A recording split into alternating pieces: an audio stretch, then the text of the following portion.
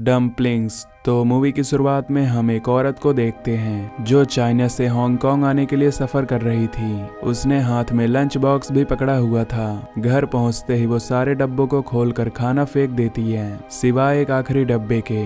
उस डब्बे में छोटी सी मोमोज जैसी डिश थी जिसे साफ करके ये औरत खा लेती है। इस डिश का नाम डम्पलिंग्स होता है। हम इस औरत को भी देखते हैं जिसका नाम मे है, पर कुछ लोग उसे आंटी में कहते हैं क्योंकि उसकी उम्र काफी ज्यादा है। पर हैरानी वाली बात ये कि वो दिखने में बस 30 की लग रही थी, यानी जवान। और इसके पीछे क्या वजह है ये हम आगे ही जानेंगे। अब वो डम्पलिंग्स न सिर्फ अपने लिए बनाती है बल्कि वो ये बनाने में काफी मशहूर थी और वो सबको बनाकर बेचा भी करती थी, जो फ्रेश और खाने में बहुत मजेदार होते हैं। और यही डम्पलिंग्स उसकी खूबसूरती और जवान दिखने का राज था। वो डम्पलिंग्स में कोई ऐसा खास चीज डालती है जिससे ऐसा होता है। अगले दिन में से मिलने एक औरत मिसेज ली आती है। वो पहले एक फिल्म स्टार हुआ करती थी, पर अब वो अपने करियर से काफी दूर आ चुकी है क्योंकि उसने एक काफी अमीर बिजनेसमैन से शादी कर ली है और बस उसके नाम की वाइफ बनकर जिंदगी गुजार रही है, क्योंकि ना तो उनके बीच प्यार है और ना ही हस्बैंड वाइफ जैसा कोई रिश्ता। उसने बस पैसों के लिए उससे शादी की ताकि उसका अच्छा स्टेटस बन जाए, पर अब तो उसे स्टेटस भी अपने हाथ से निकलता नजर आ रहा था। जैसे जैसे मिसेज ली की उम्र बढ़ती जा रही है, उनके हस्बैंड ली का ध्यान उसकी तरफ से हटता जा रहा है। वो जवान खूबसूरत लड़कियों के साथ रिश्ते बनाता है और ज्यादा टाइम उनके साथ ही गुजारता है, जिस बात से मिसेज ली काफी उदास होती है। वो सोचती है कि अगर उसने अपनी जवानी और खूबसूरती भी खो दी तो उसके हाथ कुछ भी नहीं बचेगा।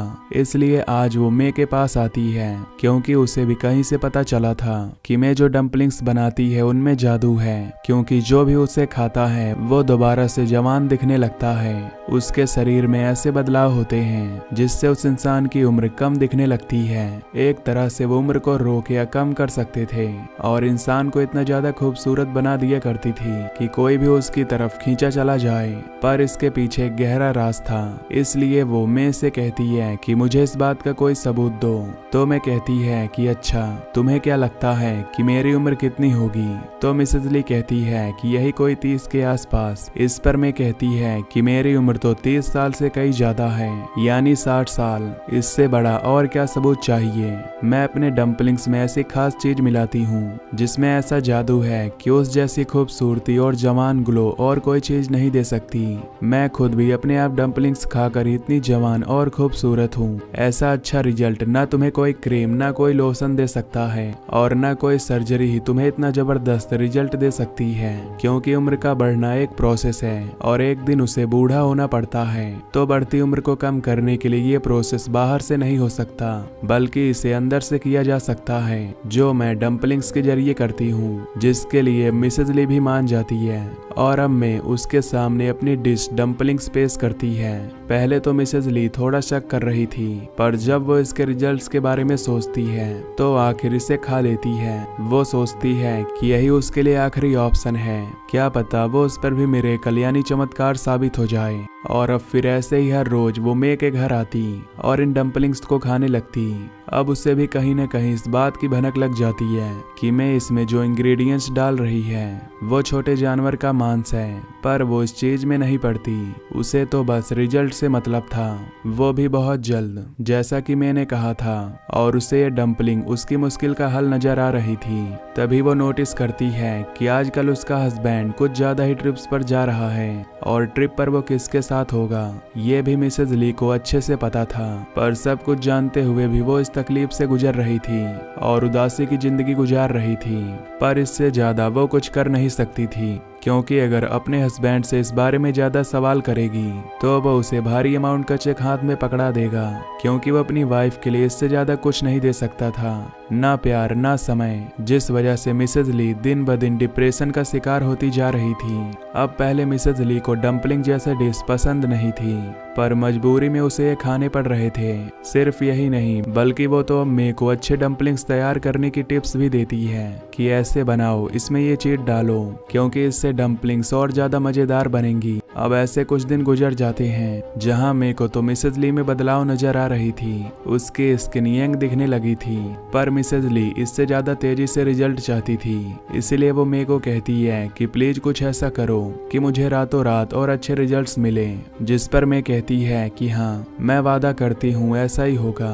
अब जब मिसेज ली यहाँ से चली जाती है तो मे के घर एक औरत आती है जो अपनी जवान बेटी को साथ लाई थी, जिसका नाम केट था। उन लोगों की बातों से हमें पता चलता है कि पहले कभी मे एक काफी अच्छी लेडी डॉक्टर हुआ करती थी। अब हालांकि उसने ये काम छोड़ दिया था, लेकिन फिर भी वो औरत अपनी बेटी केट को यहाँ मे के पास लाई थी, क्योंकि ये बच्ची केट अभी 15 साल की है, लेकिन बेचारी माँ बनने वाली है और इसके साथ गलत करने वाला और कोई नहीं बल्कि इसका अपना बाप है। और अब जब वो बेचारी प्रेग्नेंट हो गई है तो उसकी माँ उसे लेकर दर दर भटक रही है, क्योंकि वो चाहती है कि या तो इस बच्चे को पैदा कर दिया जाए या फिर खत्म कर दिया जाए। अब मे केट को चेक करती है, उसे पता चलता है कि केट का बच्चा तो 6 माह का है, इसलिए इस केस को देखना मे के लिए काफी मुश्किल था। तो वो मना कर देती है कि मैं इसके लिए कुछ नहीं कर सकती।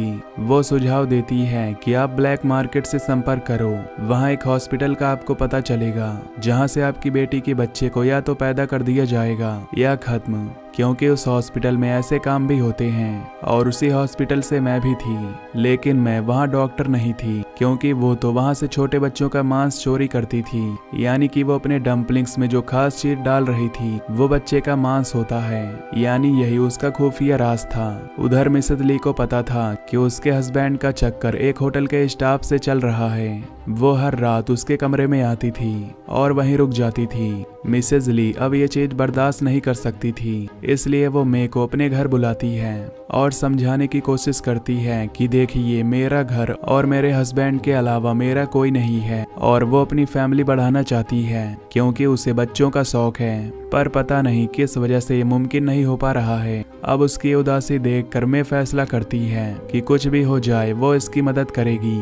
उधर केट की तबीयत भी खराब हो रही थी, वो दिखना शुरू हो गई थी कि वो प्रेग्नेंट है। उसकी माँ केट को लेकर काफी परेशान होती है, इसलिए मे उसकी भी मदद करने का फैसला करती है। अगले ही दिन वो केट और उसकी मॉम को अपने घर बुलाती है और केट का बच्चा पैदा भी कर देती है, वो भी बिना किसी नशे वाली दवाई के।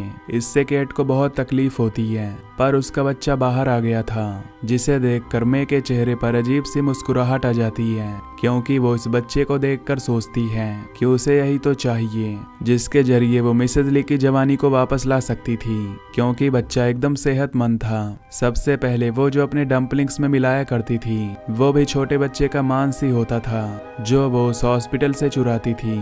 पर वो सारे बच्चे कम टाइम के थे, पर ये बच्चा 5 माह का था, तो इसमें ज्यादा न्यूट्रिशन और ज्यादा ताकत है, जिससे मिसेज ली रातों रात जवान हो जाएगी जैसा कि उसका सपना है। इसीलिए मे अब इस बच्चे के मांस को अपने फ्रिज में स्टोर कर लेती है। फिर अगले दिन जब मिसेज ली उसके घर आती है तो डम्पलिंग्स में मिलाने के लिए मे इस बच्चे के मांस को बाहर निकालती है।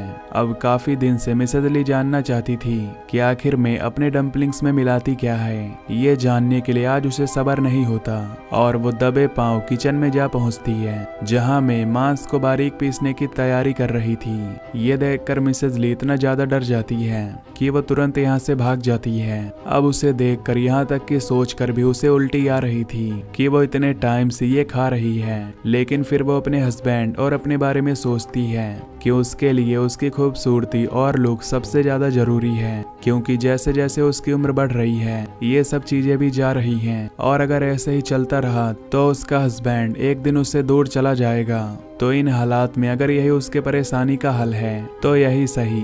इसलिए उसने सोच लिया था कि बच्चे की मांस वाले डम्पलिंग्स अगर उसे जवान और खूबसूरत रखेंगे तो वो इसे खाना नहीं छोड़ेगी। वो खुद को संभालती है और एक बार फिर मे के घर चली जाती है, जहां मे वही मांस डालकर डम्पलिंग्स बनाती है और उसे खाने के लिए देती है। अब इतने अच्छे रिजल्ट्स का सोचकर न सिर्फ मिसेज ली उन डम्पलिंग्स को खाती है बल्कि एंजॉय भी करती है हर एक बाइट को।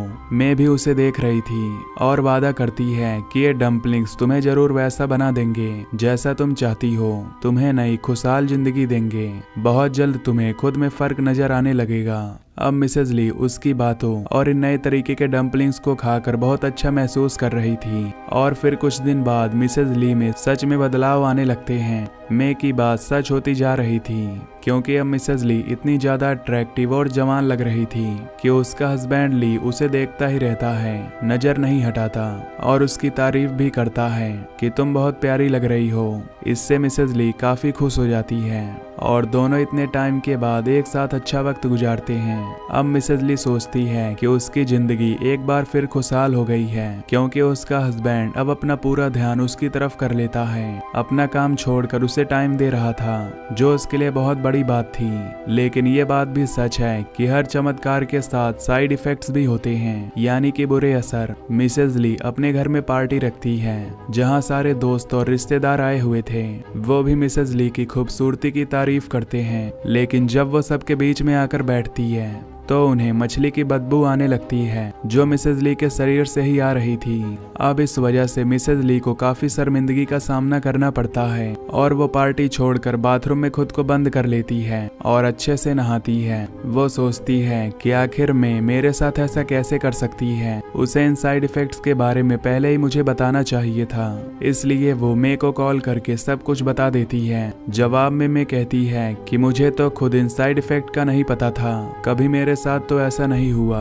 हो सकता है कि तुम्हारे शरीर में पहली बार ऐसी चीज गई हो, इसलिए ऐसा हुआ है। कल परसों तक ठीक हो जाएगा, तुम ज्यादा परेशान ना हो। तो उसकी बातों से मिसेज ली भी अब रिलैक्स हो जाती है, पर वो इस बात से अनजान थी कि बाहर खड़े उसके हस्बैंड ने दोनों की सारी बातें सुन ली है। शक तो उसे पहले ही था कि उसकी वाइफ कोई खास चीज ले रही है या कोई मेडिसिन। तो मे की बातें सुनकर वो खुद उसके बारे में इंफॉर्मेशन निकालता है और अगले ही दिन उससे मिलने भी पहुंच जाता है। तब मे उसे भी डम्पलिंग्स खिलाती है। अब ली को पता चल गया था कि मे एक कैनिबल है और कैनिबलिज्म की वजह से ही वो इतनी जवान और खूबसूरत है और दूसरों के साथ भी वो ये सब कर रही है, उनको डम्पलिंग खिलाकर। वो वैसे तो 65 साल की है, लेकिन लगती बस 30 की है। लेकिन यहाँ ली को इससे कोई फर्क नहीं पड़ता कि वो एक आदमखोर है। उसे तो बस इस बात से फर्क पड़ता है कि वो जवान और खूबसूरत है। पहली नजर में वो मे को पसंद करने लगा था, इसलिए उसके साथ रिश्ता बना लेता है। अब मैं पहले ही ये जानती थी कि वो इसे कैसे इस्तेमाल करके लूट सकती है और अब अपने झांसे में फंसा कर वो उसके साथ रिश्ता बना लेती है, क्योंकि वो ये मौका गंवाना नहीं चाहती थी। जिसके बाद दोनों एक साथ टाइम गुजारते हैं और दोनों ही पूरी तरह मिसेज ली को नजरअंदाज करने लगते हैं।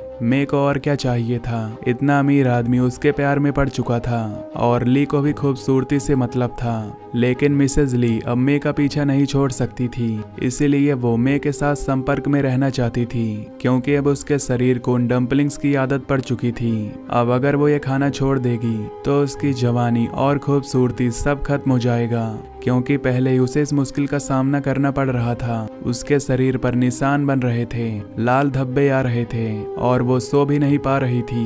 वो मे से जाकर डम्पलिंग्स की डिमांड करती है, लेकिन मे उसकी बात सुनने को तैयार ही नहीं थी। उधर केट, जिसका बच्चा मे ने पैदा किया था, वो इतनी दर्द में थी कि उसकी मौत हो जाती है, क्योंकि उसने ऑपरेशन ठीक से नहीं किया था। अपनी बेटी की मौत से उसकी माँ पागल सी हो जाती है और वो अपने हस्बैंड, जो उसकी बेटी की मौत का जिम्मेदार है, जिसने गलत किया था, उसके साथ उसे मार देती है। पड़ोसियों ने इस बात की खबर जब पुलिस को की, तब पुलिस आकर केट की मॉम को गिरफ्तार कर लेते हैं और जब उससे पूछताछ की जाती है तो वो मे का नाम भी लेती है। लेकिन जब तक पुलिस उसे पकड़ने आती, पहले ही मे अपना सामान पैक करके वहां से भाग निकलती है।